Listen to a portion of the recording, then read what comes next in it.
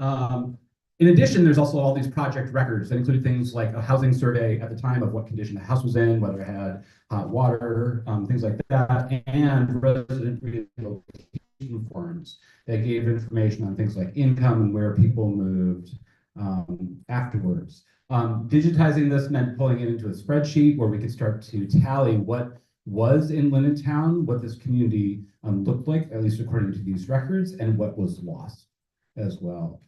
The information from both of these sources also became the main sources for a later class working on a story map of Linnentown. If that's something you're interested in looking at, you can go to communitymappinglab.org, Google Linnentown story map with input from the folks involved in this community to get a richer picture of what life looked like there, and it's something that's broadly available. Based on that data, though, more importantly, the Justice and Memory Project and the Linnentown resolution caused the mayor of Athens to commission a report of what was the financial loss for Linnentown residents. And in conversation with that Justice and Memory Project, that Ms. Hattie was part of, and several other people, we came to understand kind of loss in two distinct ways, which we don't think are comprehensive. For instance, there's trauma, there's emotional trauma that comes through this process that we didn't have the expertise to quantify. But we did say what was the underpayment to property owners, right? So how much less did they get than what they deserved according to the market? And what was the lost property appreciation? So in most cases, residents of Linnentown moved to other Black communities where property appreciation was lower than if they had been able to stay, right? So they lost wealth due to do that as well. On the first one, there's a couple different measures there. I can talk more about it if people have questions. Both of them came up with very similar numbers. In the end, the presentation that we did to the commission in October 2022, we said the amount of financial loss for this community was roughly $5 million total. $4 million of that from underpayment and another $1 million due to the lost appreciation for property owners as well. That was a nice, firm, actionable number that the mayor and commission then passed a resolution authorizing payment of half that amount, the other half coming due supposedly from UGA. $2.5 million. Yeah, it didn't end up happening so far. We're working on it. $2.5 million. The state of Georgia prohibits direct payments to individuals by local government, and so half of that money has gone to an affordable home preservation fund. Another half of that money is going into the creation of a Black History Center on campus that Ms. Hattie can tell you more about in a second. And I think I'm going to go ahead and stop there.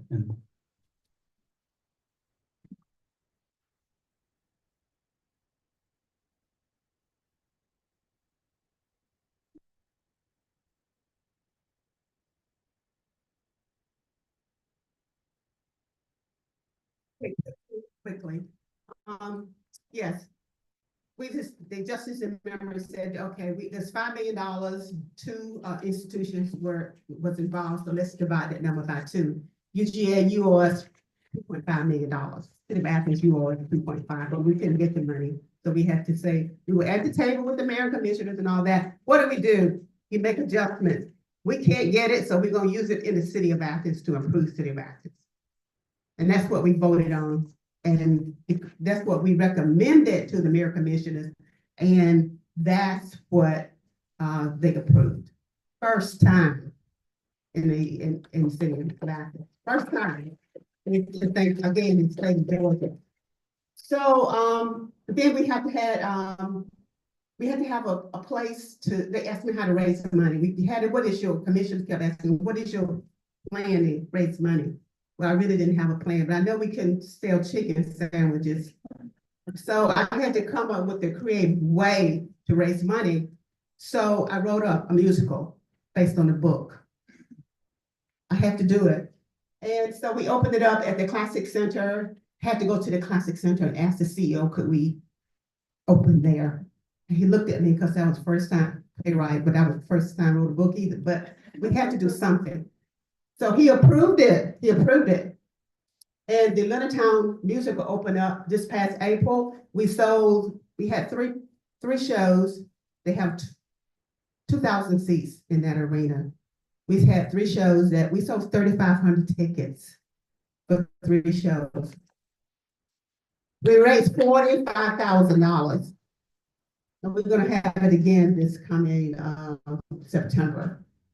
And then we had the Center of Race to Justice. We didn't have a location because the city of Athens said we had to have a location for to give some money. So we had to go find a location. So the location, I went back to the Classic Center, asked them could we have their a space there on that campus. It was so big. I said, I'm sure you can find some space. They did. So it's going to be at the Classic Center. We are the $1.5 billion that we have, and we've got a construction company is going to open and going to start this year, and we're going to open up in 2026. Amazing. But we need funds. We are in a campaign now to raise $1.3 million for the operations of it, but this is for the build out. So that's why we're here. We just want to coordinate with this project and to get research money and archival money for us in Athens, Georgia, so we can continue to move forward and make this center very successful and continue to raise money. Thank you.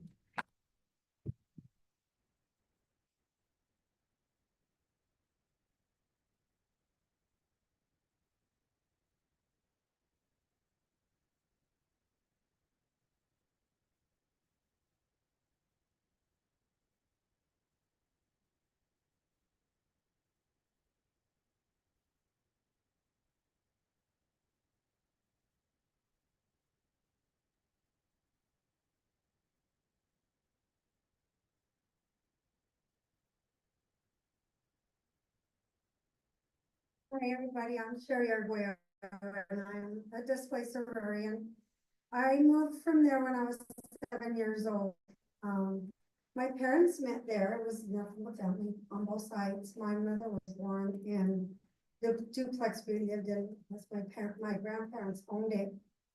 I just remember moving from there. And I asked my dad, how did they tell him about having to move from there, and he said they never said anything to them.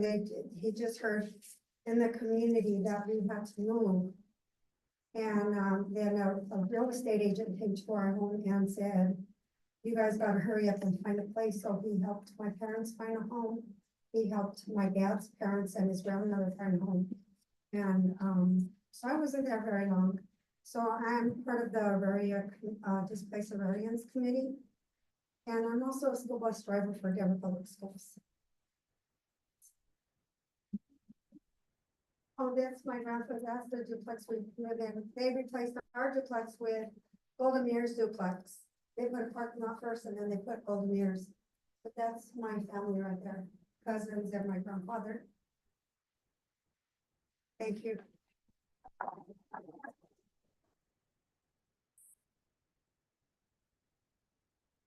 Hi, I'm Nolbert Chavez. I wear a lot of hats on the CU Denver campus, and just to give you a little bit of a background of Auraria, where Auraria is, it's in Denver.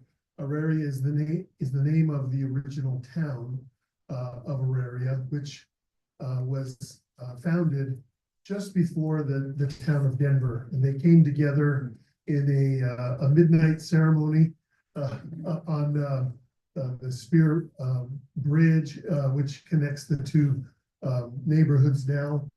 And this is sort of the story of how that displacement happened. These are a few photos of the neighborhood. It was basically a Latino neighborhood, an immigrant neighborhood, and by the 50s and 60s, almost 80% of the neighborhood was Latino families. This is a picture from 1948. Picturesque, right? A little boy on his pony at 10th and Lawrence. I love that picture. This is a picture of what's called Casa Mayan. This house still stands today. It was a restaurant and community gathering place in the neighborhood. This is another picture you can see in the background, St. Cajetan's Church, which was the center of the neighborhood. Here's another picture of the church. St. Cajetan's was the money was donated by a local businessman, J.K. Mullen. And he did so because the Latino neighbors didn't have a place to worship. There were 5 churches in the neighborhood, but none for them. And so he put up the money, he matched the money that the community raised in order to build it. And this is a picture right after its completion. And then his wife's dying wish was that he pay off the rest of it after she died in order to help the community.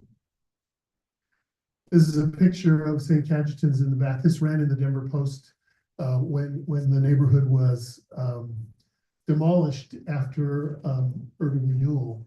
And like you heard earlier, the city kept that news, that plan from the neighborhood in order for them not to have enough time to organize. And that was part of their strategy.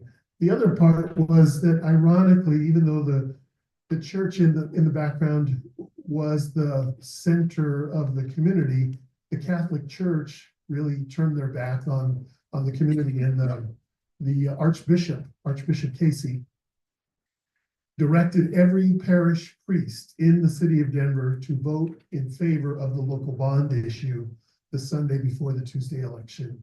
And that ensured their narrow passage to come up with the city's matching funds. You were talking about that earlier, Davarian, the city's matching funds for the project. This is a picture of one of the houses that was saved. Historic Denver was a new organization, preservationists. And they went to the city and they said, we want to save something of the neighborhood. And the city said, absolutely. As long as you raise all the money and do all the work, you can do that. And what a deal. And so they accepted and they raised $1 million. This is an example of one of the houses that was saved back then. This was in 1974. This is a picture of the house today. And I started this work not knowing that I had a personal connection to 9th Street. This is a picture of my uncle, Abade. This is the house he lived in when he was 21 years old. And I had no clue that had happened. I was looking for the name of the person that lived in the house that I was going to be restoring. And there was an archive, and it was done alphabetically, and it was done by address, but I didn't know it was done by address, so I was doing it alphabetically. I was doing it the hard way. And I'm going through the list, and I see Chavez's, and I said, oh, I wonder if there are any Chavez's. And I see my uncle's name, Abade Felipe Chavez. Now, how many could there be? So I called my dad. I sat back in my chair. I called my dad, and I said, Dad, did Uncle Abade ever live in Denver? Because I only knew of him living in Wyoming. And he said, yeah, he lived somewhere in the west side. And I said, I know the house. And I brought him and my dad to see the house. He's 97 years old. And he has dementia, and he didn't remember the house. But I love this picture of him in front of. He didn't own the house. He rented one room in the house when he was 21 years old.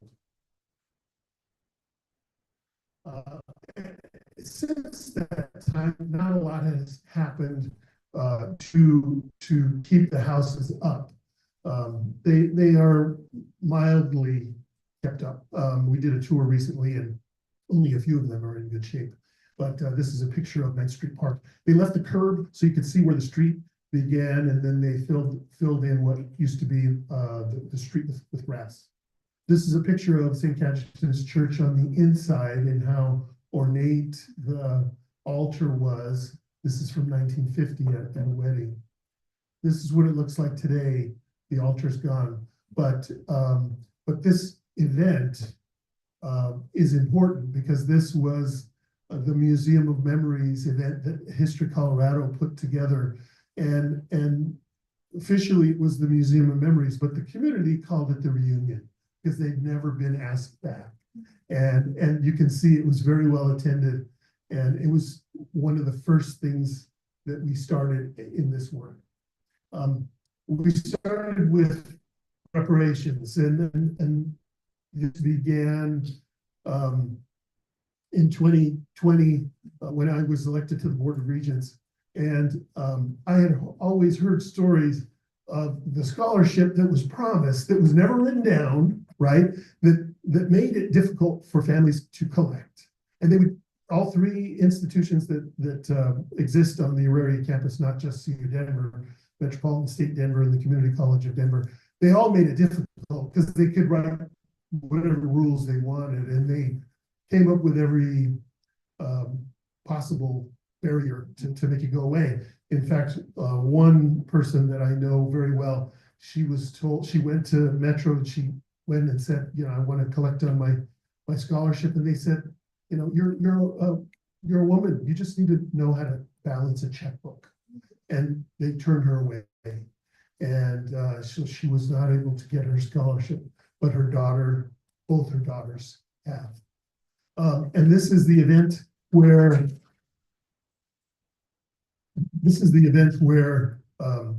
at my direction, I ran a resolution at the Board of Regents, and the chancellor at the time convinced the other two institutions, Metropolitan State University and the Community College of Denver, to do what we were going to do, which was to officially write it down, first of all, but extend that promise in perpetuity, because it was only promised to the children and grandchildren. Well, 50 years has gone by, and you know they were going to say, well, the children and grandchildren are done, we're finished. And so we extended it in perpetuity. And that means that amount is only going to grow over time. And today, all three institutions spend about $1 million in scholarship money. So that's progress. This is the next thing we did was we went to the state legislature, and I'm a strategist at heart. I used to do that before I came to work at the university, and so we put this plan together. We found a sponsor, a bill sponsor, and we asked for $2 million to go towards those scholarships, and we got that passed. And all the accomplishments that we've had may sound easy, but they were all hard. Because the governor at the time of his signature on that bill wrote a letter that went with that bill. And it basically said, we're done. This constitutes all we're going to do. And my thought was, we'll wait till you're out of office and we're going to go back and we're going to ask for more money, because it's never going to be enough. $2 million is nothing compared to the loss of community. And so it's always something. And that was one example of what happened. The other thing that we did was we broke this down, this strategy, into the past, present, and future. Past being the promise of scholarships, the present, how we utilize the homes that were saved by Historic Denver. And this is one of them. This is a picture in 1977, right after all the homes were restored on the exterior. And this is what it looked like in 2022 before we started the work. And we started with a blessing, and it was a beautiful day. And we had a curandera, a healer, come. And this is a picture of Rita Gomez, who lived in the house as a young girl, and she was displaced, her and her family. This was her home. And she told me a story about living there. And she said, my parents always closed and locked the door to their bedroom because they didn't want all the kids playing in there. And so before we started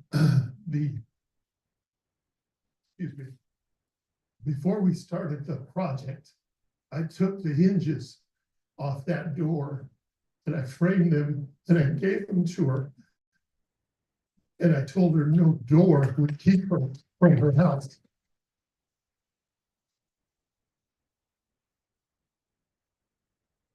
And that started the whole thing. We stood, all of us, and placed our hands on the house and gave over our intention for a beautiful restoration, a beginning of that restoration. And this is a picture of everyone surrounding the house. This is what the house looked like on the inside. It was not in great shape. This is a picture with tenting in front of the front door because they had to do asbestos abatement and lead-based paint abatement. This is a tour that we had about halfway through the project. And this is the house today, which you're going to get to see, Davarian, in a couple of weeks. My wife and I lived in a Victorian home a while back, and we painted the spindles at that house, and she called it adding lipstick to the house. And so you can see here, I painted those spindles, and community members painted those spindles, and we added the lipstick to the house. And then I added this mural on the back, and the organization that oversees the campus, the landlords, they wouldn't have approved it. So I painted it anyway and didn't ask their permission. And then we asked for forgiveness after that.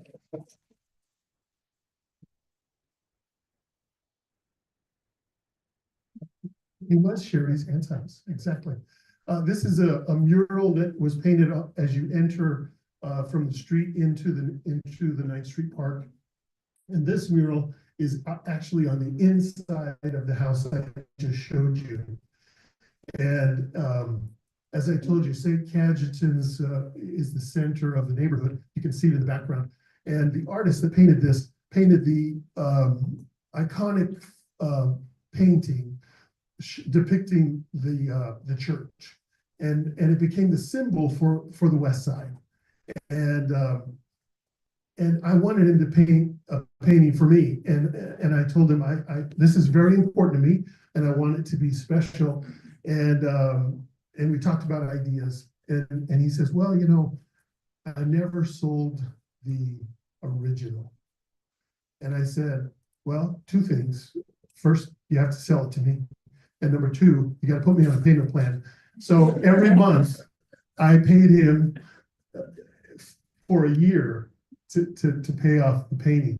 And that painting hangs in my office, and it's called The West Side Wedding. It's a picture, he painted it for his wife on their 10th wedding anniversary.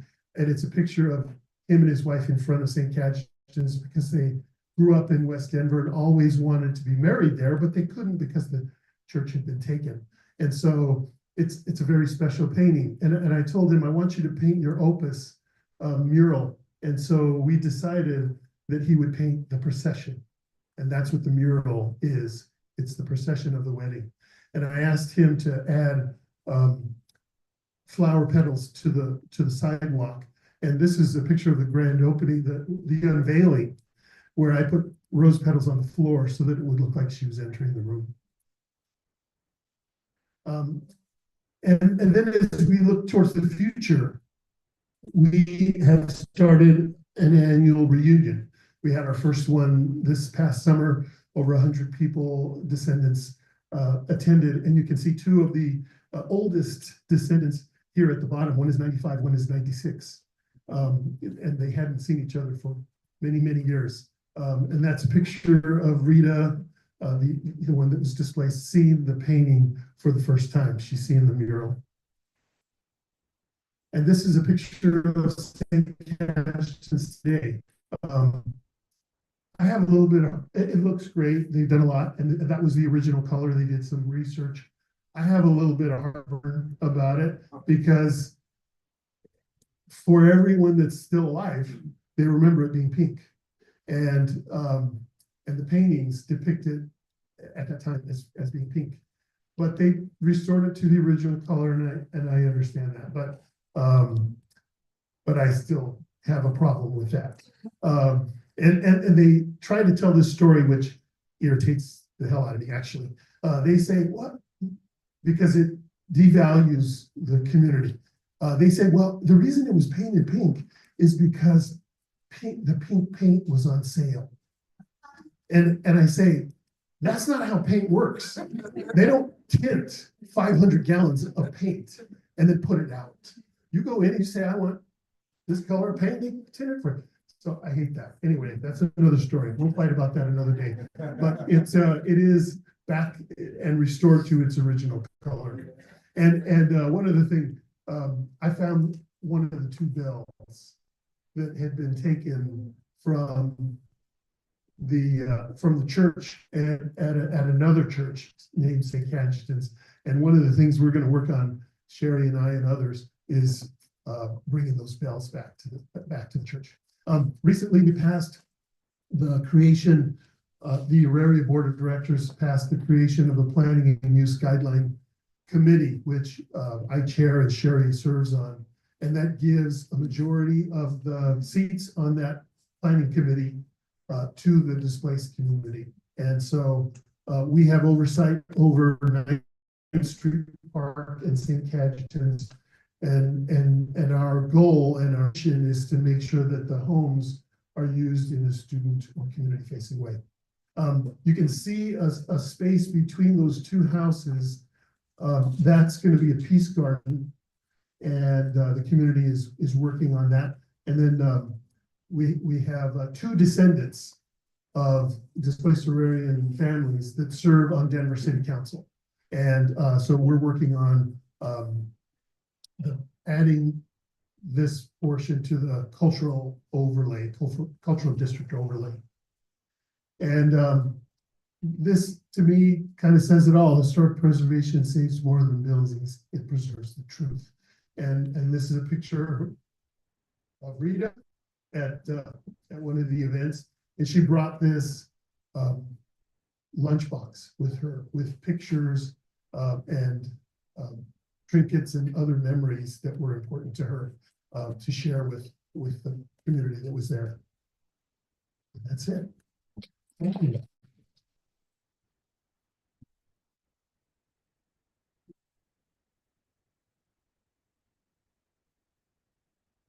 Please join me in thanking once more our panelists traveling so far and taking so much time out to share their experience with us.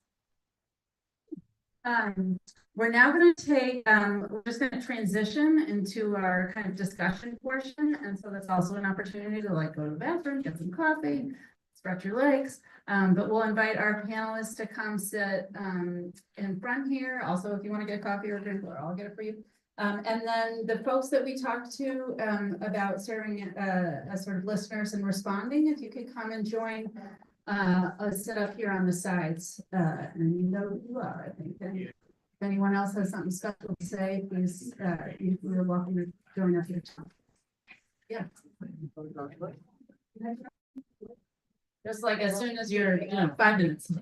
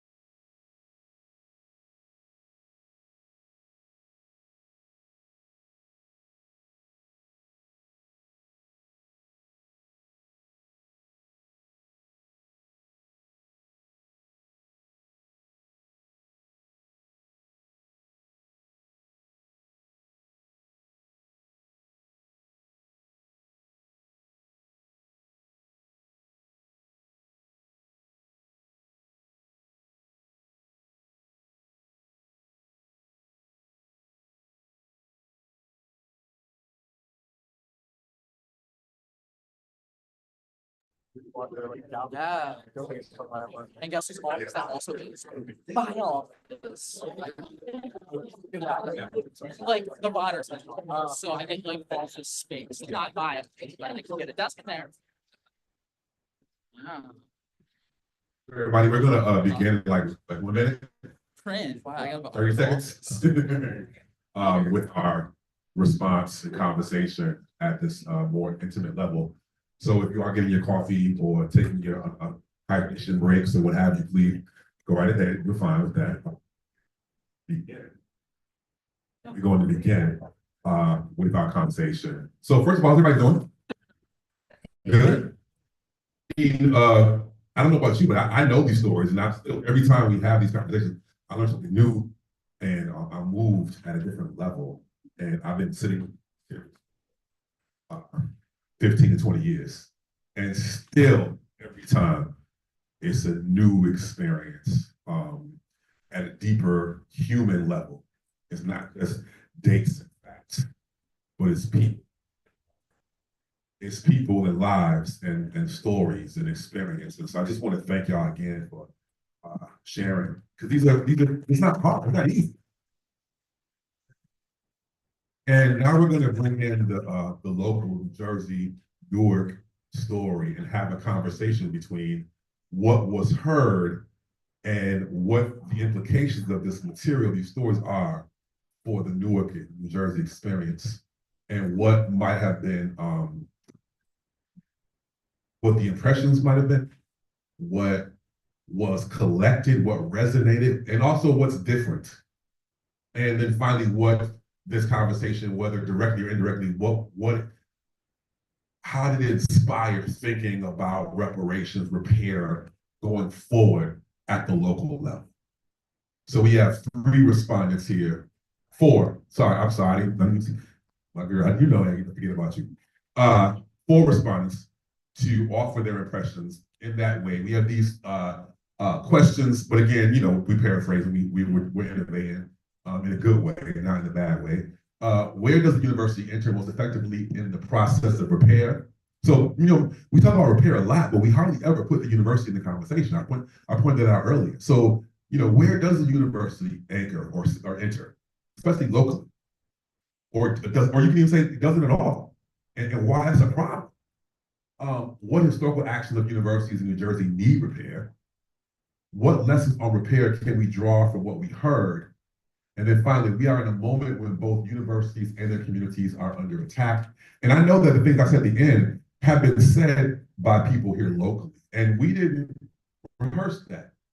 But it's just the veracity of the truth that in a moment of crisis, we got. So universities, stop playing around the edges and really lean into your missions. Start doing what you say you're doing, because it's your only hope. It really is. Because right now, by playing, you're creating your own enemies in the communities. So if you really lean into it, you actually can have allies. So I'm sorry, I'm ad-libbing, but I really want to make that sense. How can we build a new model of solidarity where universities and communities defend each other? So a lot, but I'm sure, I mean, y'all are brilliant people. Y'all have your own impressions. So we're going to start here with Richard, with the thoughts, impressions, questions, whatever you want to talk about that was inspired by what you heard and saw. Yeah, I'm sorry. So please offer much more formal introductions than I would be able to. Thank you. Thank you, everybody. Good afternoon, everyone. My name is Richard Camerari. I work for New Community Corporation, a local community development group in Newark. Been around 50 plus years. I've been around more than 50 plus years. I also chair the Newark Community Development Network. A lot of work with Rutgers University, I did have the good fortune to be asked to participate, so I appreciate that. Yes, thank you. And I was able to speak with 2 of our participants before today, and I was happy to hear from the rest of you all today. I guess what strikes me most dramatically is that you know, we're hearing from people who are not mired in the past, but we understand fully the need to know what happened, understand it, and to build upon it so that we can move forward in a way that's equitable, it's just, that's reparative. Personally, I was a person who was displaced here in Newark back in the late 60s by what became what's now the Rutgers Biomedical Health Sciences School. It was then the College of Medicine dentistry. Essentially a scheme by the then white mayor to displace many Black residents. The neighborhood I grew up in was working class, but it was probably, I grew up in the 50s. About the 50s, it was probably 60% African American. I tell people by the end it's 100% white because we were the last family left on the block. But it was, we had people pushing back against the plan to replace this whole neighborhood with a medical school. Medical school is essentially a scheme, in my opinion, to quote, revitalize the central ward of Newark, but mostly it was so that the mayor, who was pretty much mobbed up, could control contracts for the construction, that the mayor could displace a lot of Black people who would not be voting for him in the next mayoral election. And so there's a lot of elements to that. But it did happen. But we were fortunate in Newark, and I don't use that term too often, that in contrast to some of the other places where things happened, you know, the displacement, we were prepared. You know, Newark had become the epicenter of essentially Black nationalism, organizing, political organizing in the country with the current mayor's father, who was then fully Mamo Baraka. He dropped Mamo when he became a Marxist. But we have had people organizing for a long time in Newark on issues of civil rights and labor rights. And so people were prepared and we did have our own, you know, rebellion in Newark in 1967. You know, why was that before or after that? But like many countries across the country, we had our own rebellion. Some people, you know, refer to it as a riot. I'm among those who don't. I think there's a book by Bob Kirkman called Inside Newark where he takes a bit of a deep dive onto the nomenclature here. If you call something a riot, you're talking about behavior. If you call something a rebellion, you're talking about the conditions that fomented that behavior. And that's the essential part of this. What were the conditions in Newark that fomented the type of responses people gave? I mean, not everybody who was out there in the streets breaking a window or stealing a case of beer was politically motivated, but the essence of it was in fact the conditions that were in the city, and they were bad, obviously, for Black people. I sometimes give orientations for our new employees in the community, and I mean, 50 years is not a long time. That's like an eye historically, and so it's you know, and at that time, Newark was essentially a white city. It was political. The mayor, 9 of the 8 of the 9 council people were white. Although the population has shifted almost from like about almost 60% African American by the time of the late 60s, as opposed to the early 60s. So the kind of demographic flip had occurred. In any case, the displacement was threatening in Newark, but we had people who were prepared and organized. There was a gentleman, for instance, he wrote a book recently, Unfinished Agenda, Junius Williams, who was key in organizing the Newark Action Planning Alliance, NAPA, which organized people, got the NAACP Legal Defense Fund involved, was able to get his people he knew at Yale University involved, propose an alternate plan, because the state wanted to put 150 acres in this central ward for this medical school. Ultimately, the organizing resulted in the fact that from 150 acres, it was down to 57 acres. There were guarantees for land, HUD-owned land, that would be set aside another 67 acres for affordable housing units, mostly rental for low-income residents. There was a guarantee that no demolition or construction would occur until there was replacement funding for people who needed it in the land. There was a guarantee that a third of the apprentices and half of the journeymen, might be vice versa, in the construction trades would be local African American and Puerto Ricans, who were the main Spanish-speaking population at the time. And there was a guarantee that there would be a health review commission. So they were on it in terms of legal issues, in terms of health service issues, in terms of construction and jobs.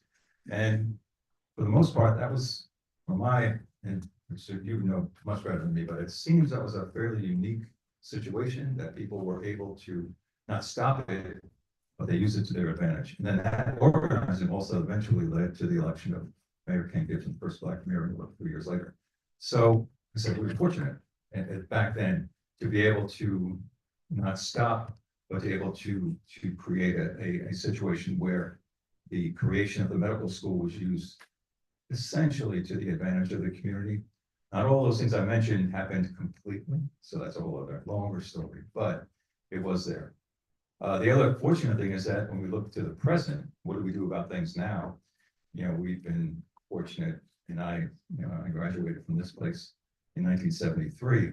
We've also been fortunate in Newark now to have people in our institutions of higher education, and specifically with the arrival of Chancellor Nancy Cantor, to make sure to guarantee things at this Rutgers campus really met some of the needs of the community, whether it's increasing the number of Newark students who are enrolled here, creating the Honors Living and Learning Center, hiring percentages, they increase their hiring percentages of Newark residents. So it's critical to have people in leadership roles that can do that. And although, Nancy left, was forced out, I think the current leadership also, Jeff Robinson, is definitely committed, and the people around him are committed to continuing that. And having programs here like HAL, like the Price Center, et cetera, are really critical to what we're doing now. So it's, to me, it's important to know, build upon what happened, but also to move forward. And I think what's fascinating to me is what you guys are doing, in the Linnentown section, moving forward, creating a memory thing, creating really tangible benefits, and moving forward on actions and activities similar with your Aurarian place. So that's kind of my thoughts of that. Richard, before Yes. you go past the mic, it's one thing that I've found, and it's really instructive to think about the materialist analysis because of a Black Nationalist Foundation in the city, where they understood about labor and jobs and healthcare and things of that nature. When you consider today that the universities nationally and also here, their work is marginally educational. It's increasingly political and economic. And so I'm just wondering what your thoughts are in the sense of when we talk about moving forward and solutions, at best universities want to do things like increase staff and faculty or enrollments or scholarships. But do you think that their responsibility should match their impact in the city in terms of like housing and jobs, just not on campus, but in the city, and healthcare offerings with the rise of, with how many residents receive their basic healthcare from these university medical centers, that, do you think we should be pushing these institutions to offer repair that goes beyond just simply the classroom, since their impact is beyond the classroom? Right. That's an easy one. Yes. And I think, again, not to, again, this institution, Rutgers, has been very important to us as community organizers and the groups I work with. Rutgers has been essential in terms of some of their, like the Crime Center, the Center for Low Inequality and Metropolitan Equity, has been absolutely essential in terms of some of the data production, the research they've done to help inform our advocacy, our policy development. The healthcare, similarly, there have been studies that are done in other parts of the university. So yeah, they have a responsibility. Yeah. I might also submit the increasingly, well, I guess what these institutions have always been political and economic. It hasn't always been, I guess, admittedly overt on their end, but we know that everything they do is about politics, it's about economics. And so I think it's better now to have people in these universities, at least in our case here. And you always have, this is not it's not a given in perpetuity. We have to stay on constantly, working in partnership if we can. And that's, I guess, you all find that similar with the schools you're working with. You have to, it's a constant, I won't necessarily say battle, but it's a constant work in progress to make sure everyone's trying to make everyone on the same page. So, thank you.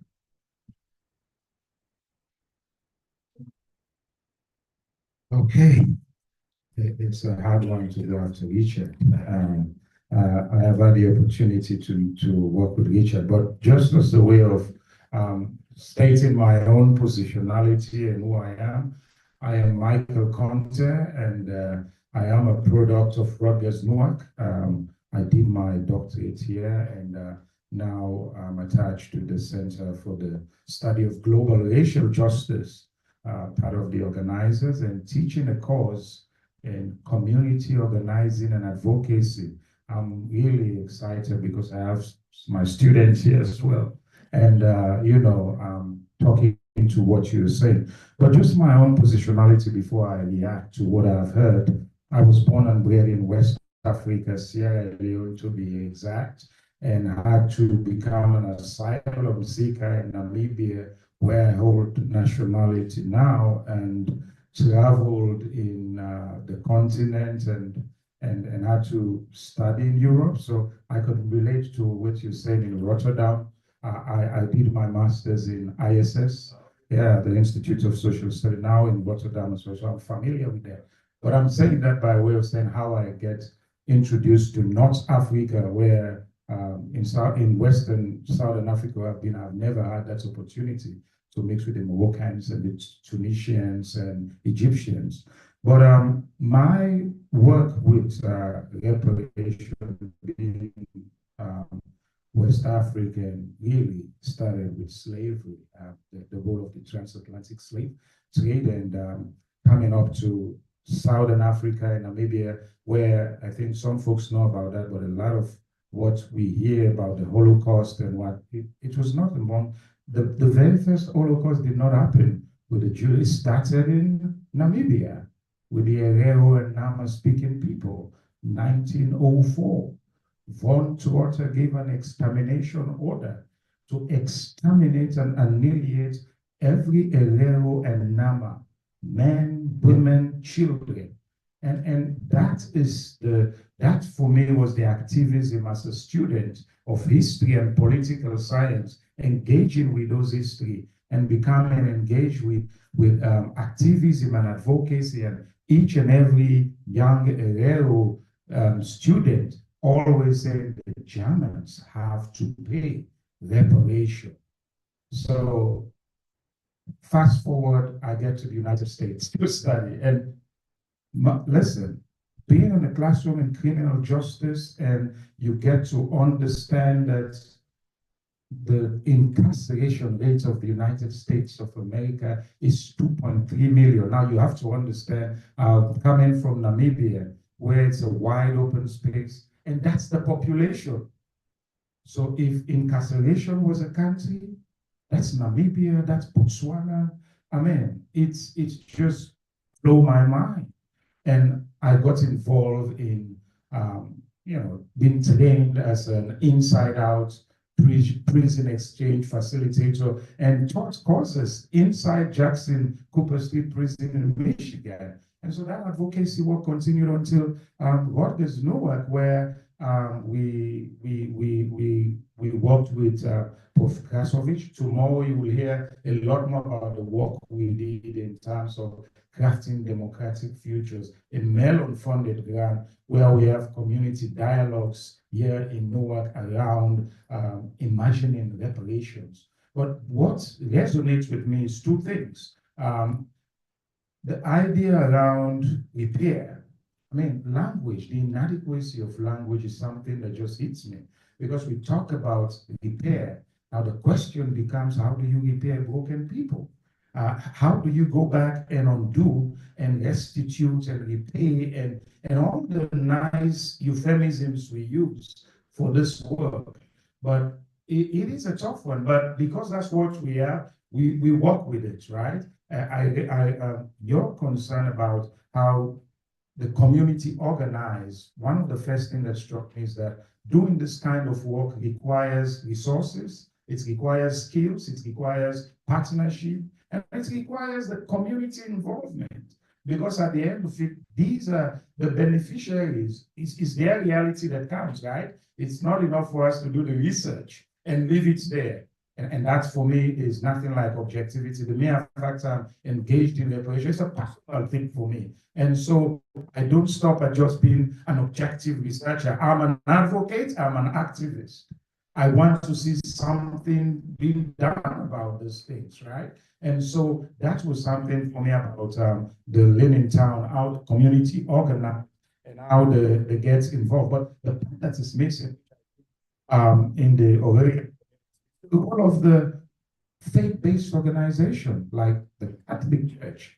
I come from a very religious setting where we see church as the moral obligation and all of this, but the church is the complexity of all of this that we see going on in the world. They need to step up.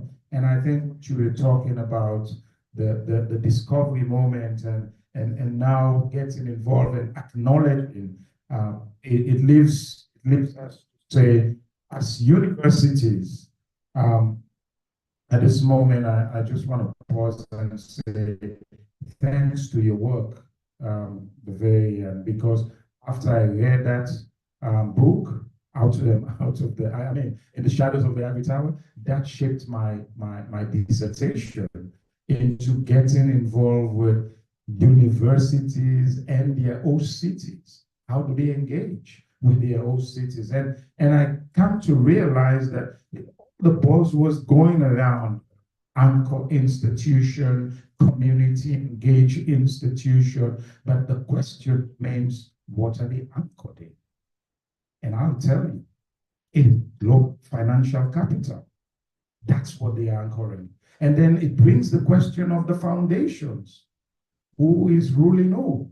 Is it the foundations leading the universities by spraying the funds? Or is the university giving direction to what actually needs to be done? And where's the community in all of this? So there is a need for us to change our curriculum and really engage with curriculum. That's a place where the university can begin to engage with communities and become, as we say, we are anchored in the community, we must be impactful. That kind of work must be, the community must be the judge of it, because what do they play in the OCT and what's their role? I think I'll stop there. No, we'll hold on to the mic. I got a question for you real quick, but thank you for that.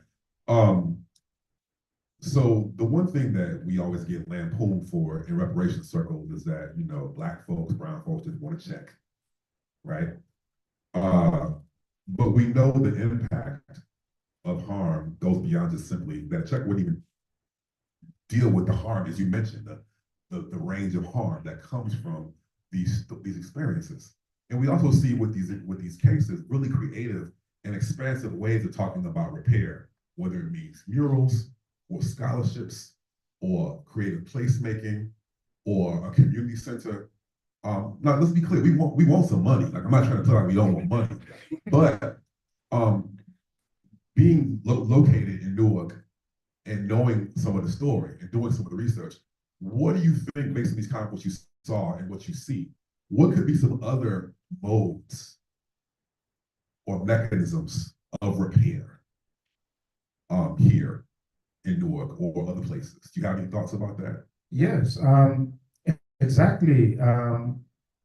It's interesting you say that, because of course some of the folks we talk about say, when you take away from us, there was no mechanism in how you use it. So if we're requesting, you just need to give us it's a debt. You need to give us what you take back and not prescribe how it should be used, financial literacy and all those things you've taken away. It's an injustice. And if we want peace, we must work for justice, right? And so the one indication is that how do we engage in a long-time developmental approach that is not only just a check, but how do we begin to ensure that the kind of injustice that have taken place will be able to, and this is systemic, and we're still dealing with it.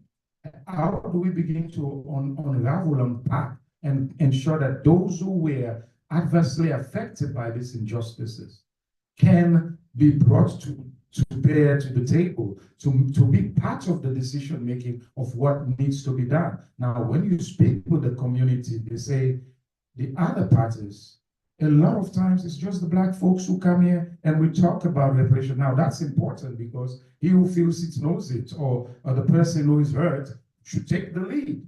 I say this, I don't say this lightly, but again, reparation and the injustice that has been committed requires a national dialogue, a genuine, authentic dialogue that requires us to be honest and truth telling.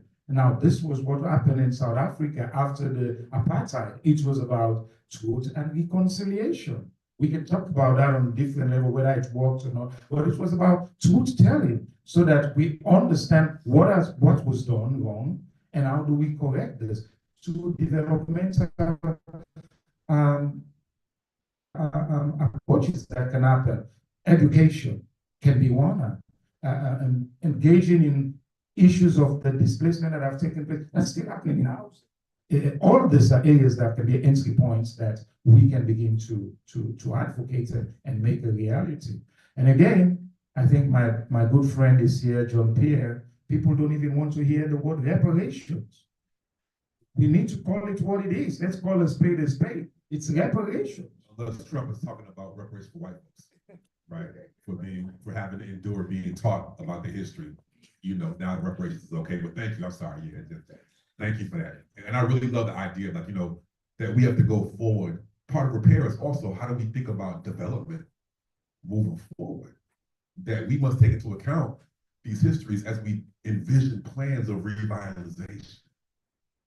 Anything that we're talking about the future has to take this history to account so we don't repeat these wrongs. So thank you. Thank you. Yes. Good afternoon, everyone. My name is John Johnson, Jr.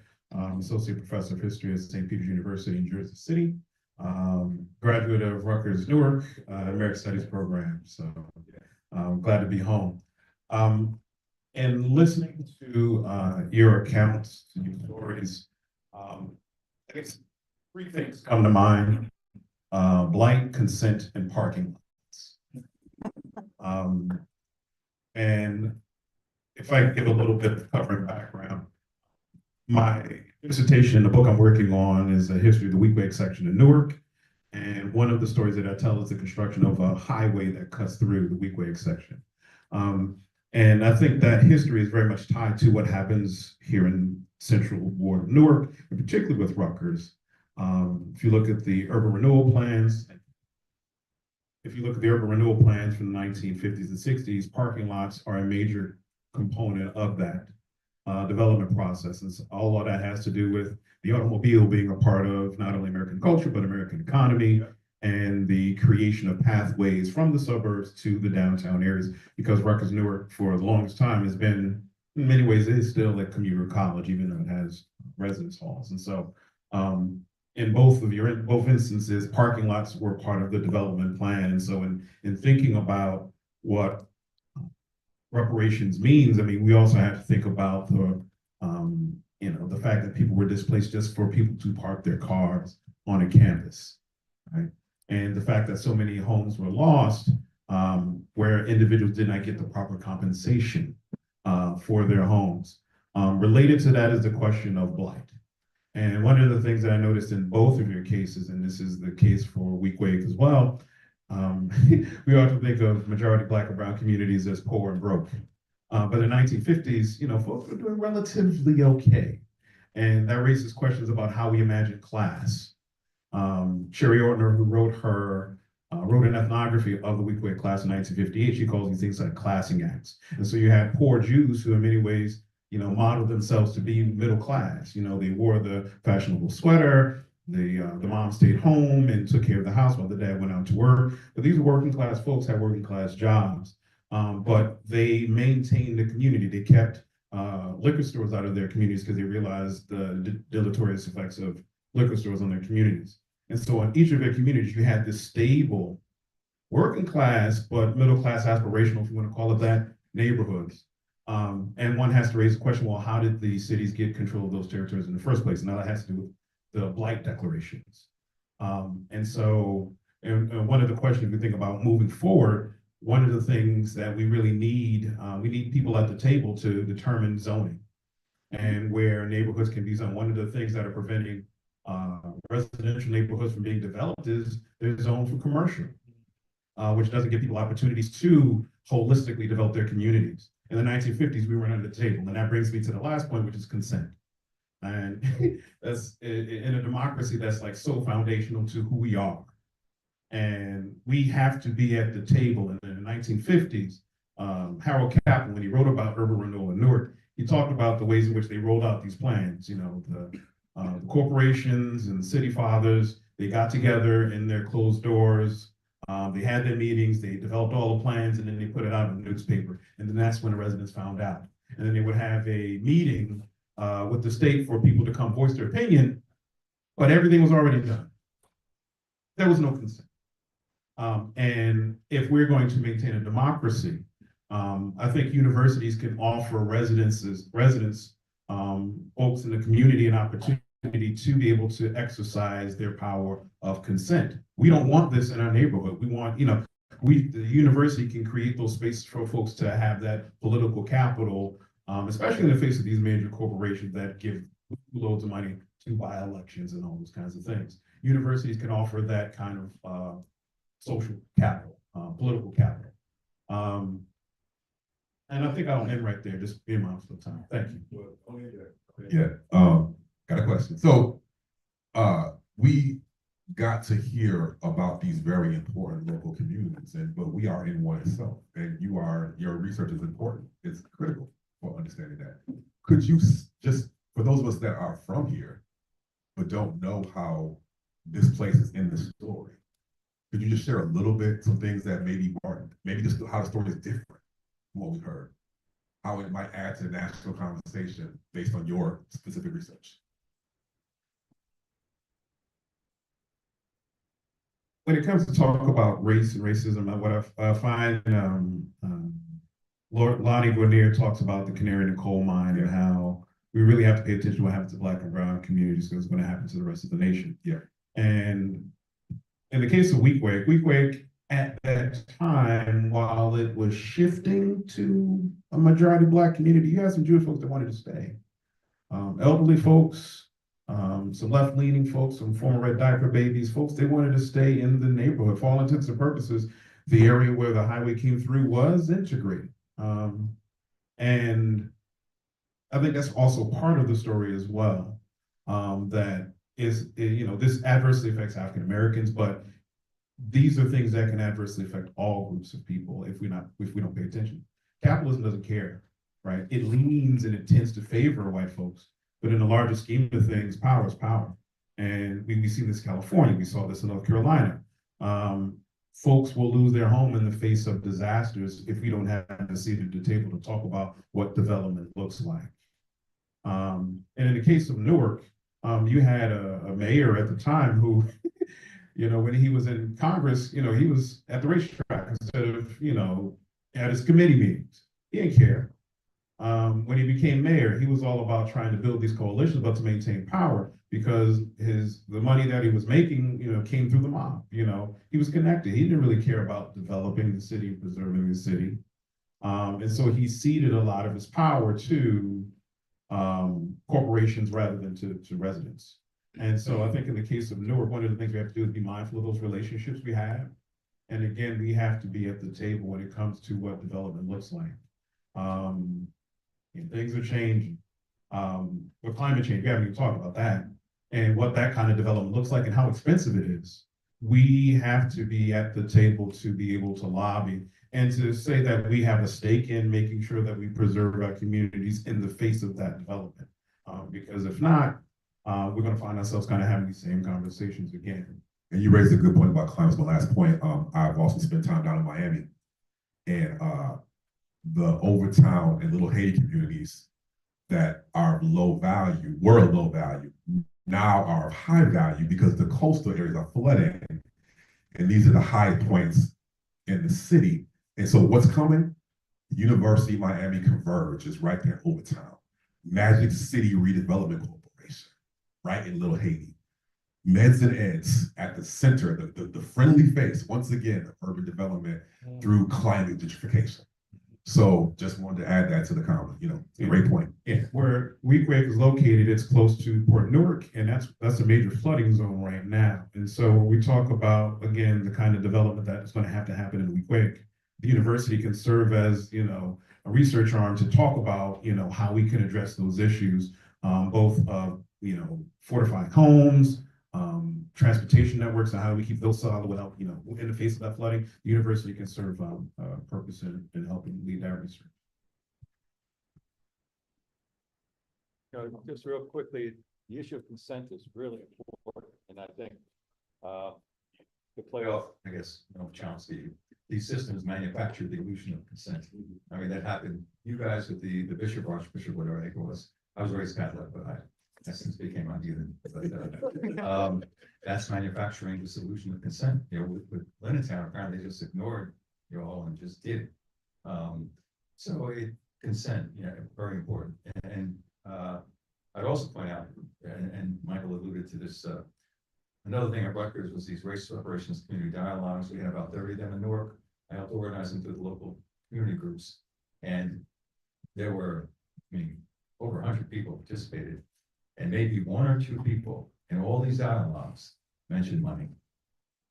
People were hungry to discuss their stories, their history, the harms that have been visited upon them. And Mark Rossipik back there, Jean Pierre, he's still here, we're at most of these. And so it's really, that's something that really struck us, that it was about the stories, it was about the harms, which also this is a tangent, but I always felt the word reparations is inadequate. You don't repair what happened to the African American people in the history of this country. You cannot repair that. So using reparations, I can't think of another word, but it's something to think about philosophically. So anyway. Hello. How y'all doing? This is wonderful. First, I just want to say thank you again to you all for being here, and especially descendants and displaced communities, because perseverance comes with a price and sacrifice. And we don't always see that because that is festering in our bodies. And so I just want to honor that. Your ancestors are proud and driving this work through you. So thank you for being here. Thank you for supporting them in an authentic way, but also one that has actually rendered outcomes. As sometimes that is not always the relationship between university-based folks and community members. So just grateful. My name is Dreesen Heath, and I work on reparations efforts at the global, federal, state, local, and institutional level. I'm the co-chair of the Public Education Committee on the New Jersey Reparations Council. I've supported communities across the country. Those that have, been initiated by local government commissions, but also the ones that are quietly working without necessarily begging their perpetrators for, the restitution and repair that they own, that are working on, developing community infrastructure and self-determination models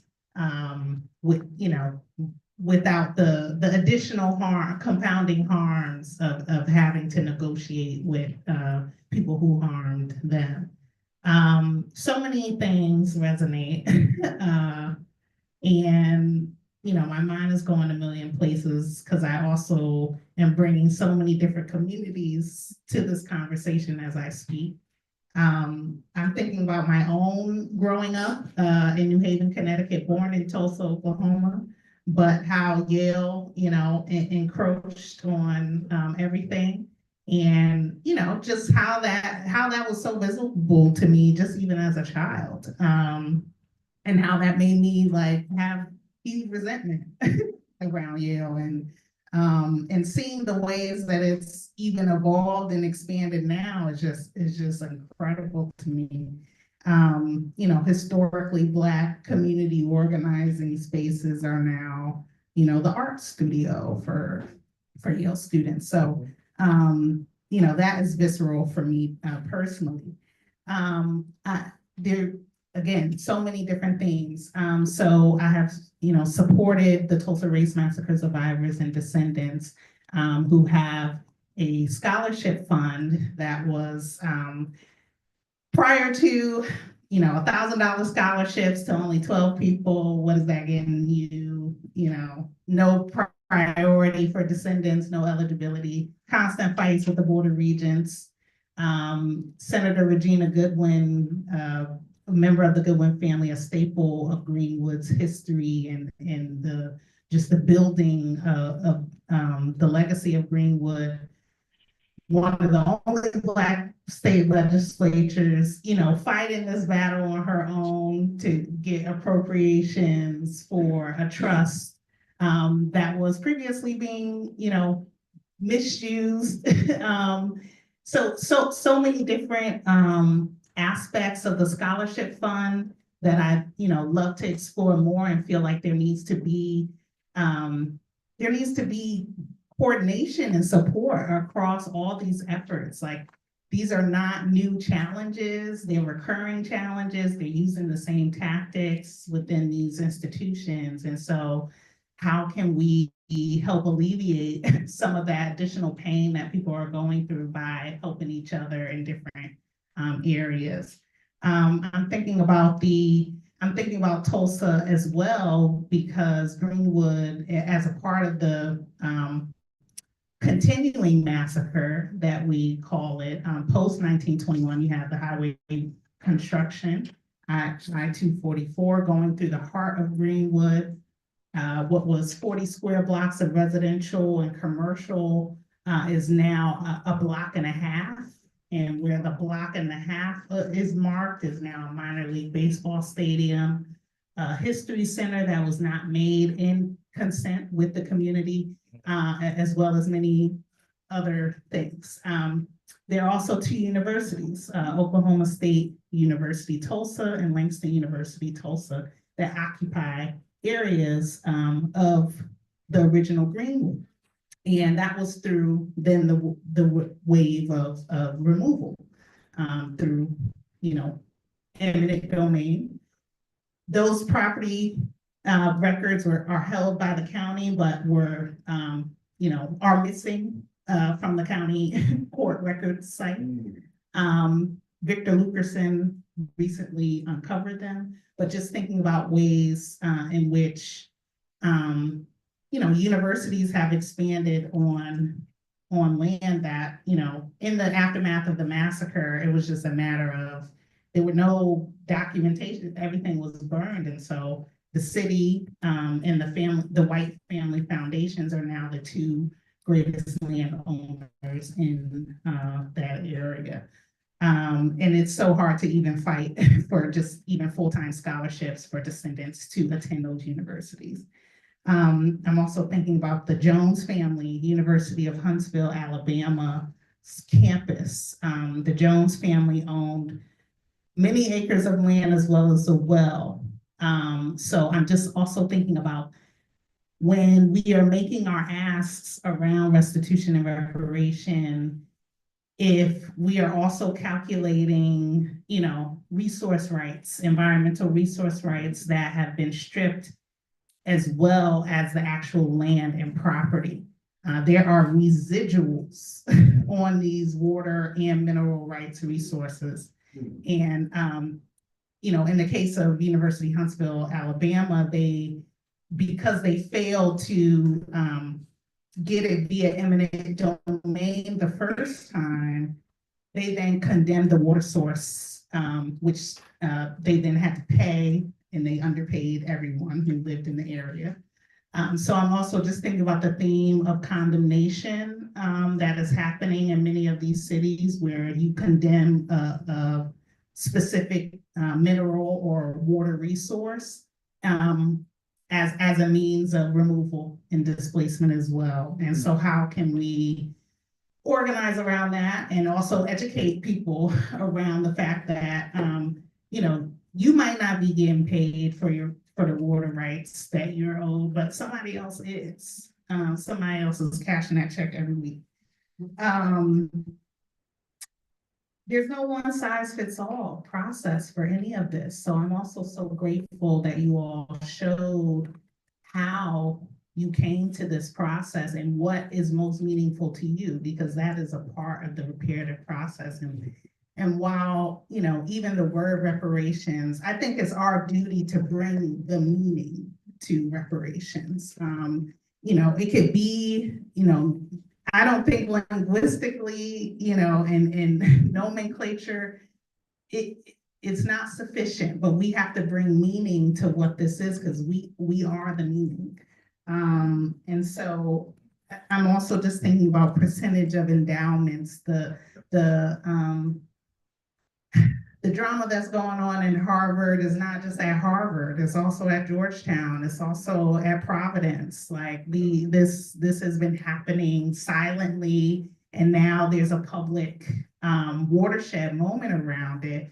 But these processes were destined to fail in the first place because there was no real connection to the descendant communities in the conception to the rollout.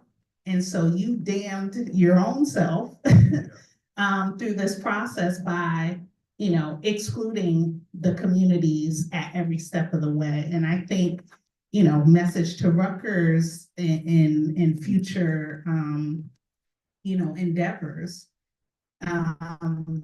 your process will fail if it is not,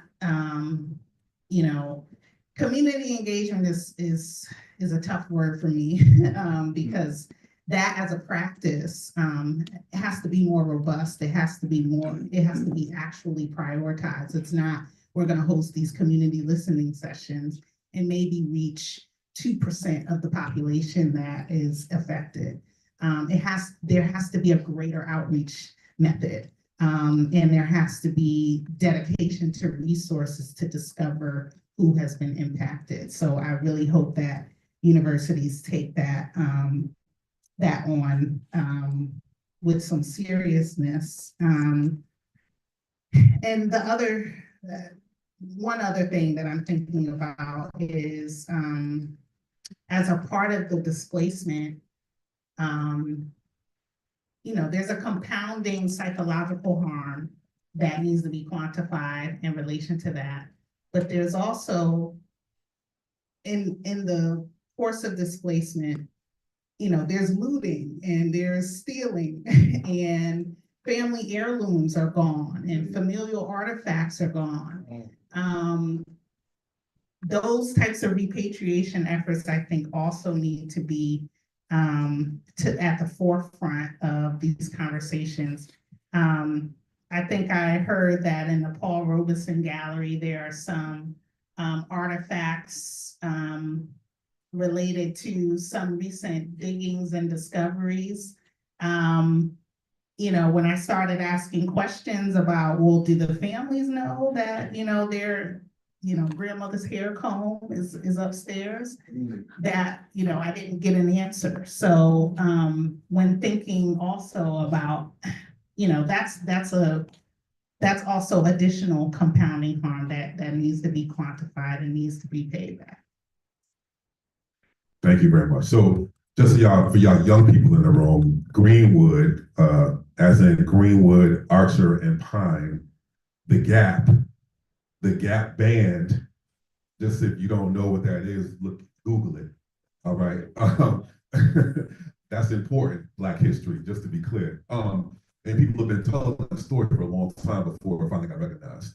But just the first time I was in Greenwood, the first thing that struck me the most is that in all these conversations around the horror that was 1921, me being me, the first thing that jumped out at me was OSU Tulsa right there. And like, what? How are we not talking about this? How did they get this land? Like, this is a residual of benefit to the 21, and it's not even in the conversation.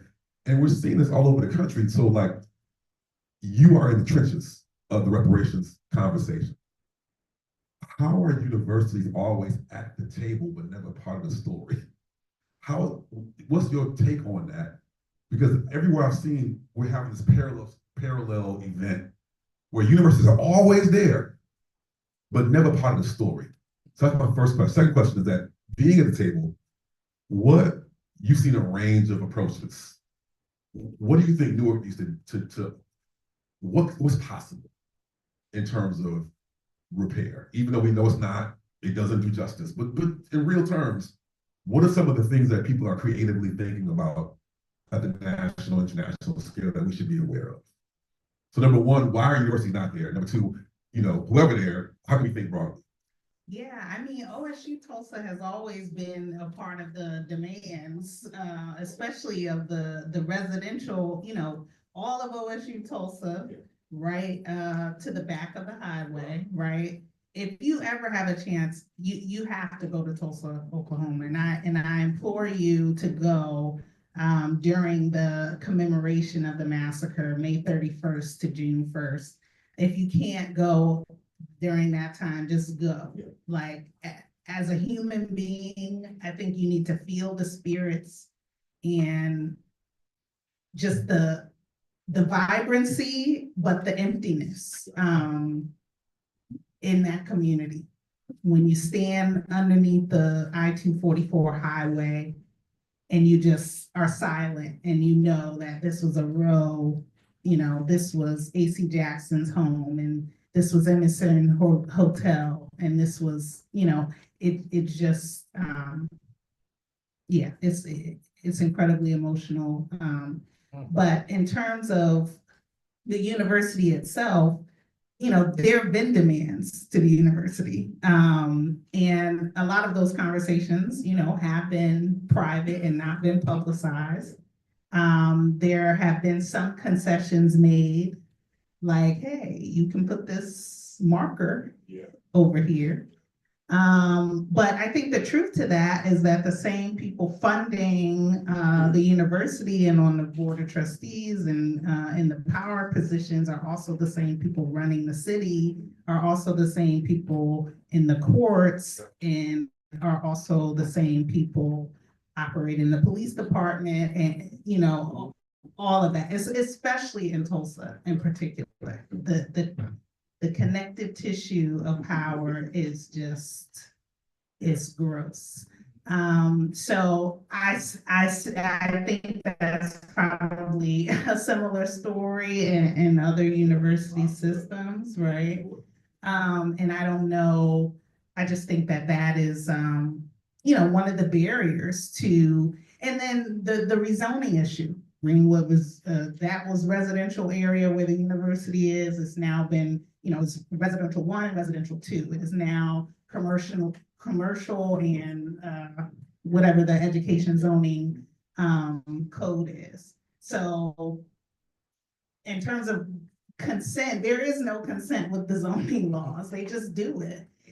So I don't know, there's no community dialogue before the zoning happens. So I don't know what the intervention is besides, You've been pushing for community-based zoning subcommittees that have oversight over any final plans. Sure. I'm not saying that's the answer, but there are some, a part of reparations business is this idea of the first right of refusal for any plans, especially for state universities. I'm with the CBAs, I'm with the CBOs, and we have also seen those oversight committees disempowered and disbanded, including the Tulsa Mass Graves Oversight Committee that calls itself the No Site Committee, because as you'll see, remains being unearthed and no one's notified, and the city's having a whole parade. So in terms of, but I believe in that power and I believe in that intervention. In terms of right. In the case of the educational context, I've most often seen the scholarship fund as a default. And what I think is interesting with the scholarships is that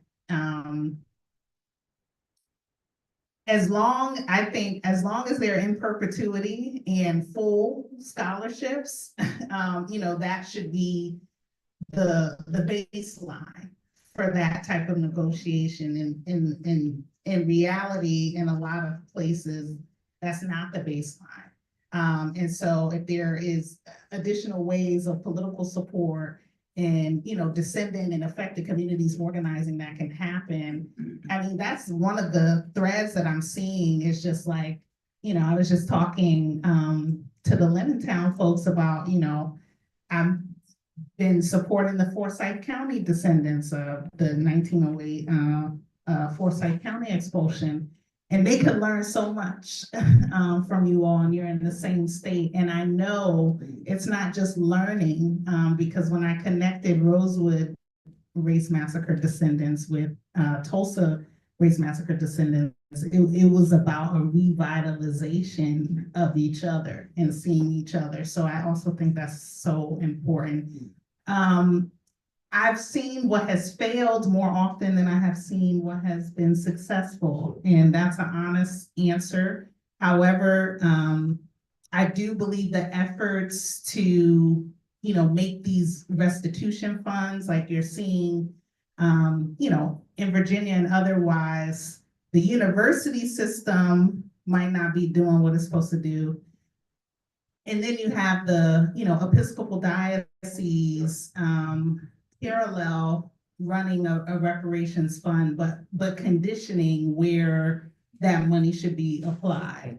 But they've also raised, tens of millions of dollars within that fund. And so I'm wondering, then how university, how that's leveraged.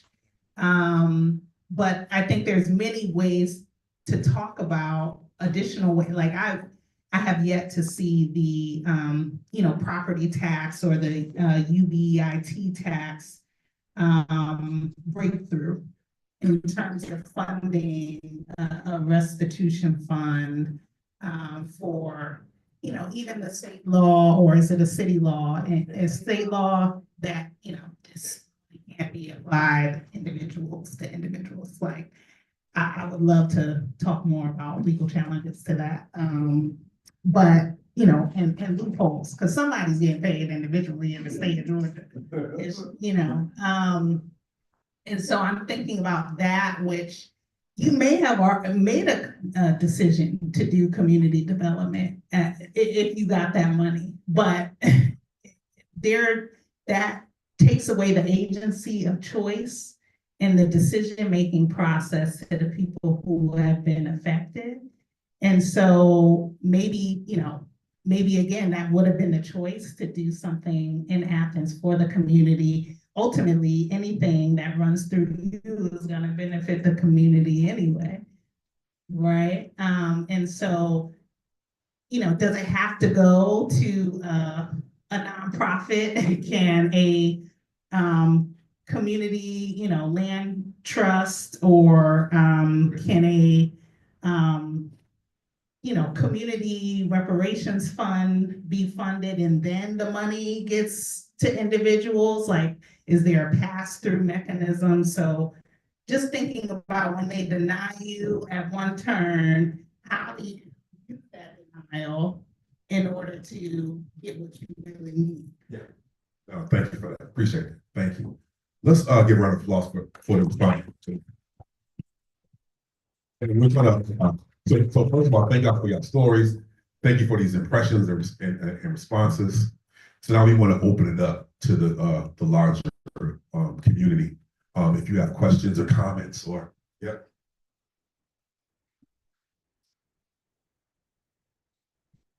Yeah, I guess my question is for the entire panel, and it's rooted in thinking about how can we have discussions about reparations for displaced people without talking about the annihilation of the system that has upheld the ability to displace these people, which is capitalism, right? So how can we have a discussion about reparations and dialogue, but not talk about capitalism, right? So how can we bridge those two gaps of talking about the system that's upheld displacement, that's upheld profit motives over people? How can we have that discussion?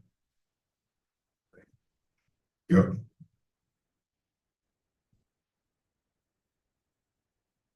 So when I first started doing this work, I was looking at racial capitalism as like a theoretical understanding of how to look at this. And I think that by, in this presentation, we kind of left out theory. Thank you for bringing up Catherine McKittrick. I am a McKittrickite, but this understanding of racial capitalism and how we create spaces, right? How we create spaces of value. Part of that is through Black displacement. Part of that is through valuing spaces for their lack of people of color, for their lack of Black and Brown communities. And through that displacement, through that structuring process of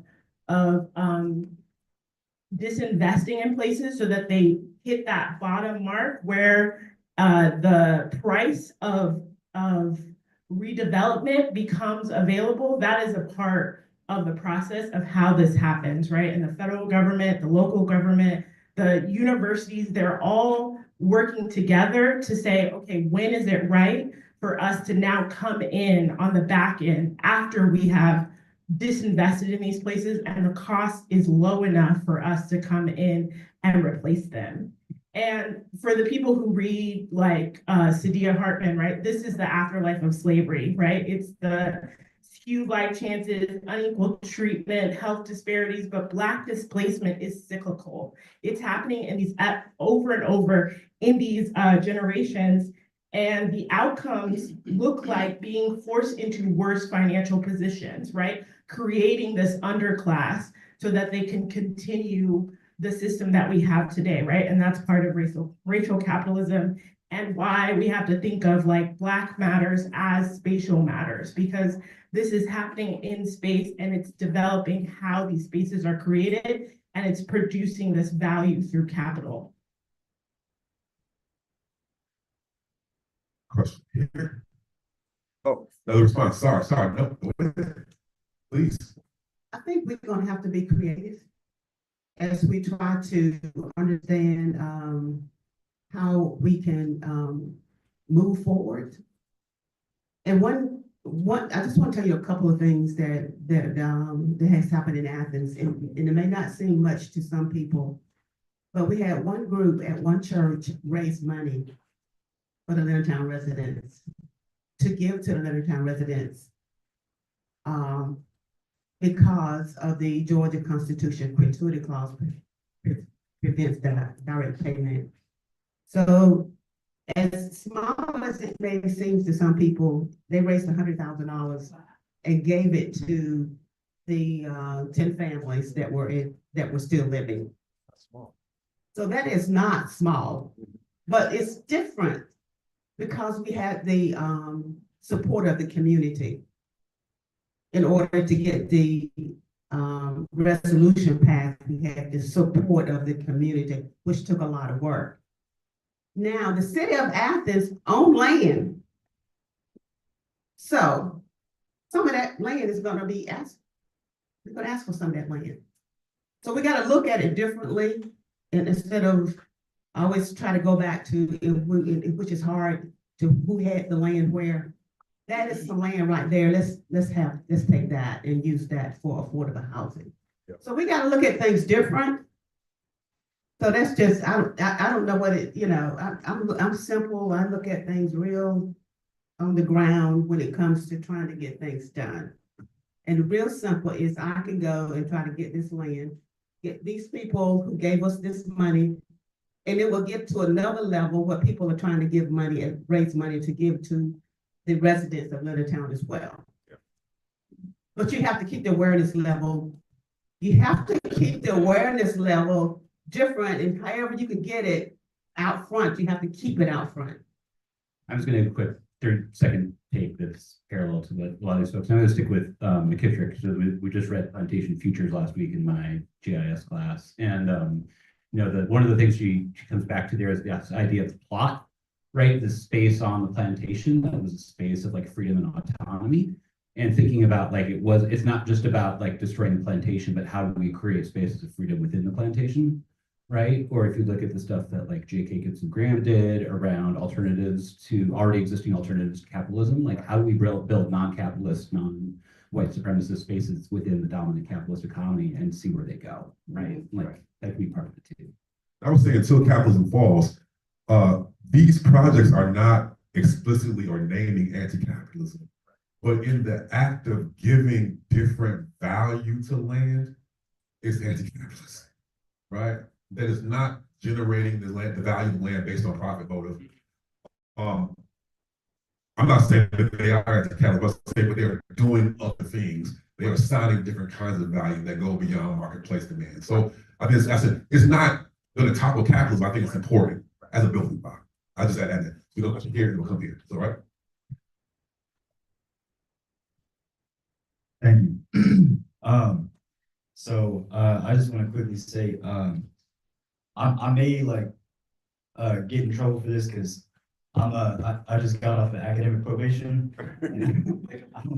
I don't want to risk nothing, but I do want to thank Rutgers for throwing this event because this is really amazing that there's even a space for this. However, we come from the forgotten Rutgers, I would say, Rutgers Camden. Right. And I kind of just want to highlight some of the problems that we have down there. That as listening to this, I'm like, oh wow. I walk outside and I see, oh look at that. The entire main strip is owned by Rutgers, and all the buildings are abandoned with boards on the windows. Like, I don't know. I just saw that. I'm like, I'm seeing this and I'm like, how can I act on this? And I don't really know any of the old residents of the neighborhood because everybody's gone. They pushed everybody out. How do you start to even bring back community if there's no community left? And especially if there's nobody actively trying to bring it back already. And then furthermore, I feel like going beyond I guess just the issue of reparations. I think that as a university, and I feel like we have a kind of like a responsibility to the community in which that we are to maintain it, not just for the students, but for the people that live there. And I feel as though the Rutgers institution in Camden just has failed on so many levels. I mean, really, if you ever go down to Rutgers Camden and walk down Cooper Street, which is the main street, this is like where you see all the Rutgers things everywhere. Is like the entire street's abandoned. We have one store and it's the 7-Eleven. Like we used to have a Subway, and then they put a TD Bank. Like ain't nobody using a TD Bank. Like right. All right, yeah, that's my question. Sorry. So restate your question one time. How do you abandon? How do we start? How do we even start? You know, like when the community no longer exists. Exactly. Okay. Questions, thoughts, questions? How do you recover a community when it no longer exists? You have to reach out through some way to, there's somebody or people out there understand descendants of that community. So you have to reach out, put a group together and reach out to hold the city, and you will get some response. This is where your education comes in, your training. I'm not sure what your major is, but if you're in the humanities, start asking questions, start doing some research, go to the city records, start finding names, doing some snowball sample, with all the words we learn in classes in urban studies, do your snowball sample research. It works. Yeah. The census is what? Yeah. Go ahead. So I'll tell you a quick story. Sherri's family is involved in this story. Not much had happened really on campus for 50 years. The few folks, the handful of folks that were involved were ignored and, not really didn't make much progress. Until one day, 2 young students were sitting on the porch of one of the houses that was saved. And my wife happened to work at that house at the time and saw these two young women sitting on the porch and asked them what they were doing. And they said, I think my grandma owned this house. And so she invited them in and gave them a tour and invited them to bring their family back for a tour, which was Sherri's family. And Sherri's family is a big family, and they brought about 30 people to take a tour. And that led to putting an altar up in front of the house for Los Muertos. And that led to reaching out to the other families on the block so their families could put altars up as well. So it does snowball. Yeah. And it does, there needs to be a spark, but once the spark is ignited, it'll take off. I think it's important too, that a lot of the things that we see at the back end, the results part, we rarely talk about how they came from such modest, sometimes serendipitous, accidental origins. Very small, like a leaf of paper or a grocery store conversation. And that was the beginning of something that became magical or magisterial. I think that we need to start telling the modesty of the origin stories more. Yeah. There's always community somewhere in some proximity, even the area you're talking about. But it goes back to an old community organizing axiom. You have to deal with people where they are, not where you want them to be. You have to deal with people where they are, not where you want them to be.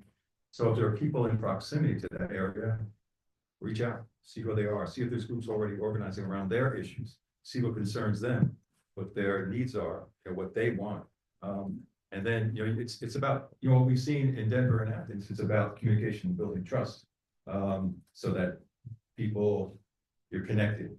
And then maybe you can say, hey, by the way, we got this strip here that's abandoned. Can that be of any use to you guys? Is it something we can work on? You can't do it yourself. Again, you have to make the connections with the community, no matter where it is. And I'm sure there's some proximity, some proximity to that might be able to help you out. Yes, just to support that vision as well. There are probably many other people that are thinking, how do we revitalize this? How do we salvage this? How do we give this back to the community that was here? And so find those people, and, don't go at it alone. But also, student activism is really important, and you all have, and back in my day, we were able to get some things done, but, you have empty buildings. What can you do with those empty buildings? How can you, message around, the non-use of this area when this is, a community that is owed. So, begin, messaging on those kinds of things. And if you have the ability to act around those things in creative and innovative ways, with the support of, community, then do that so that there's a visceral public response to your asks. Yeah, sure. Okay, sorry. I guess two things. One, get in the archive and try to recreate the neighborhood through that research. Find old photos, dig into newspapers, find out old store owners. You can find the names of the owners of those properties. That's like one avenue. A lot of times universities have the correspondence as well that they just don't share. Exactly. You can do that. And then the other part is oral history projects are a rich source of information. And I know in Camden, they have the Black Camden Oral History Project, in which they're reaching out to different groups of people to share their stories. And if you listen, you might get one thread, just pull it and magic happens. The last thing, I love a number of neighborhoods. I'm glad they have union. And a number of communities continue to have reunions even after folks have been displaced. In the case of Newark, Gutter Homes, folks that used to live over there, they have an annual reunion. I don't know if they still do it now, but for years they would get together at a park, barbecue, share old stories. In Plainfield, where I live, some of the public housing where folks are at, where they used to be before they were displaced, every time they get together in a park, share old stories, and just go there to say hello. I'm just interested in learning a little bit more and sharing and hearing about your stories. Those kind of things can give you access if it doesn't exist, if you can't find it now. Okay. I just want to ask a question about something that's really near and dear to my heart. We talk about these communities that have been perpetually underserved, underfunded, and with little attention paid to public works, public spaces, and community spaces. And when I think about that, I think about a group of people that's more heavily impacted by this than anyone else, and that is youths and children. Because as we're seeing these community spaces disappear, all that's left for children to do is go places where you have to spend money, like amusement parks, shopping malls, restaurants, or be on the internet. And if we want to foster a community locally, we have to bring back these spaces that are free and accessible to youths. I'm talking about public libraries, I'm talking about community halls, I'm talking about parks and playgrounds. How can we as individual members of a community rally to get colleges, to get corporations, and to get governmental bodies and non-government organizations to put attention into these services? Thank you. We call it academia third space. I can go ahead and start. When Michael mentioned parking lots, it made me think of the students' presentations when they first were looking through the archive with the community mapping lab.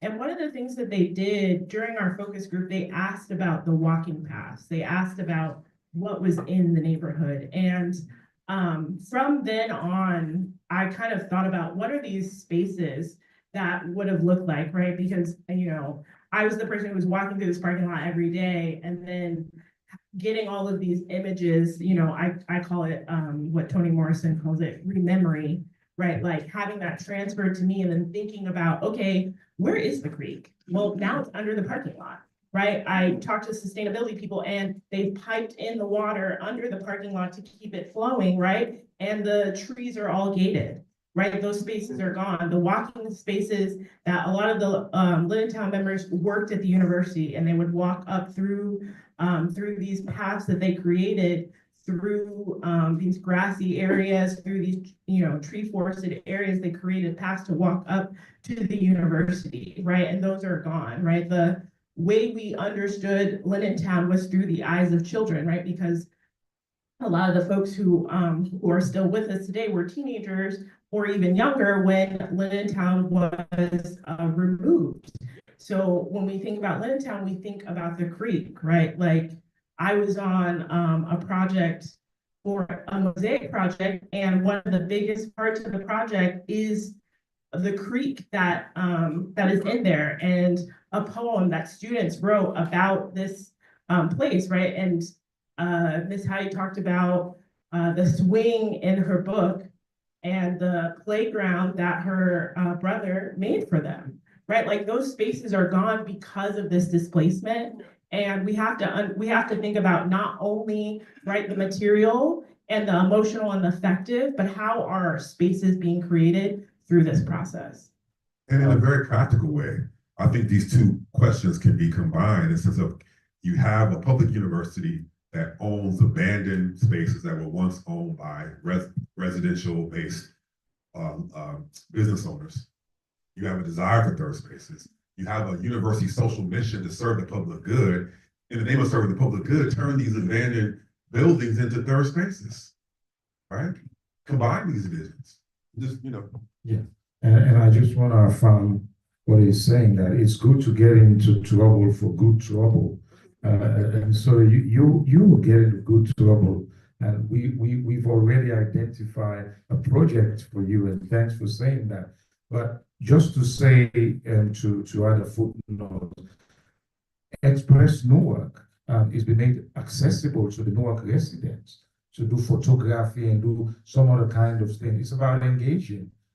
Each of these universities now talk about community engagement spaces or community engagement office and what. These are the spaces where you engage.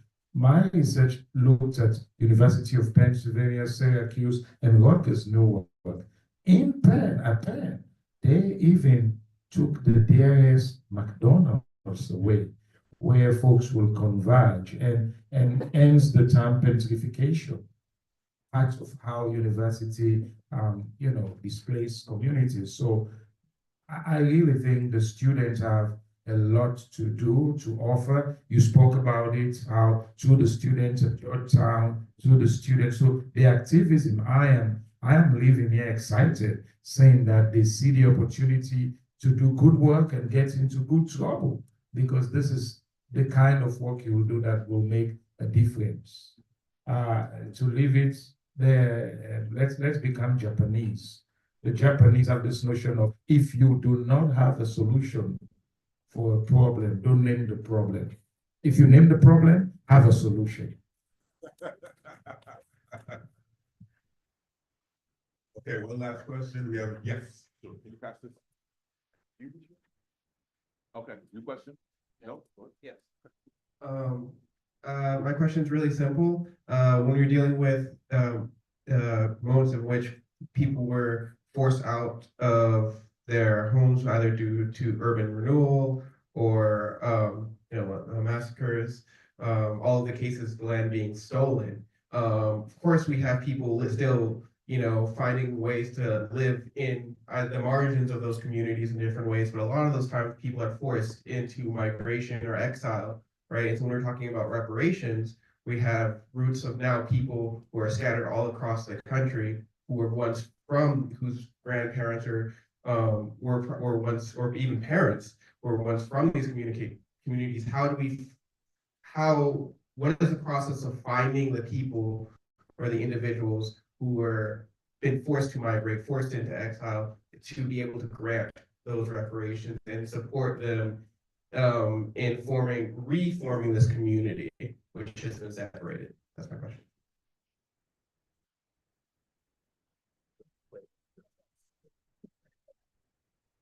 So one of the interesting things about the government is that they keep pretty good records. And so even the Urban Renewal Authority, the ones who displaced, in our case, the Aurarian neighborhood, kept track of where everybody went. And so getting into those records is really very helpful in finding those descendants. And that's one of the ways the database was created in Denver, to be able to map where everyone moved to, all the families moved to, what parts of town, and to be able to contact them years later.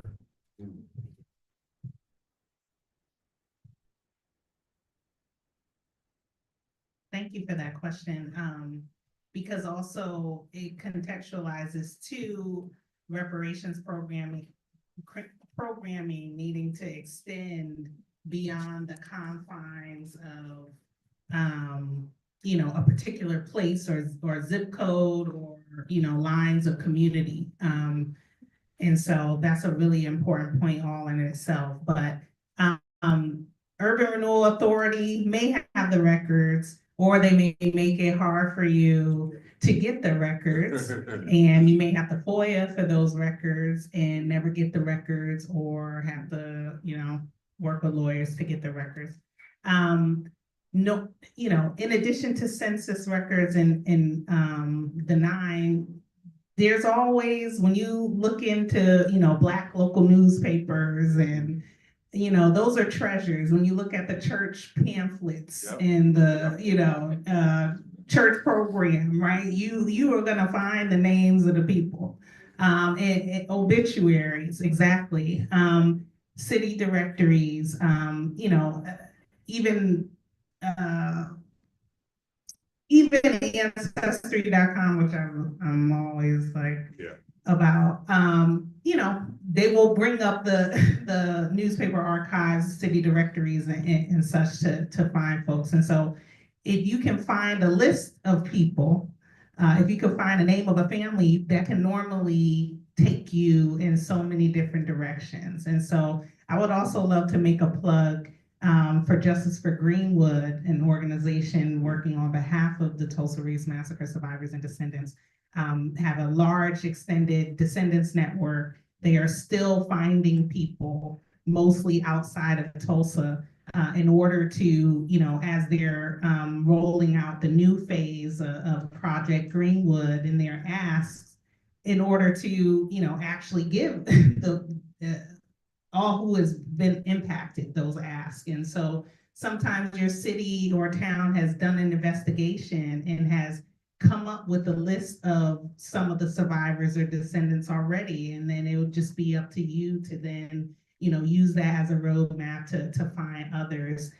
Putting out a call, you know, for people, a descendants hotline, which Justice for Greenwood has as well. Did you live in this neighborhood? Did you live here, right? I don't know if you all are familiar with the PACT Act, but you may, you know, you may ride down the street or hear on your TV an ad that says, if you or your family have been hurt at Camp Lejeune, you know, call this number, right? That's a reparations program mainly for white veterans who were exposed to Agent Orange at naval bases.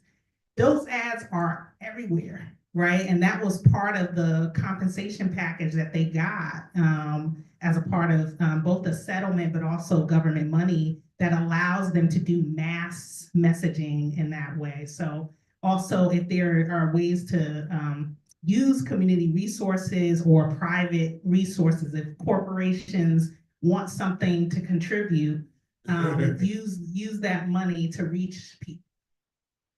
Thank you so much. Thank you. Thank y'all very much.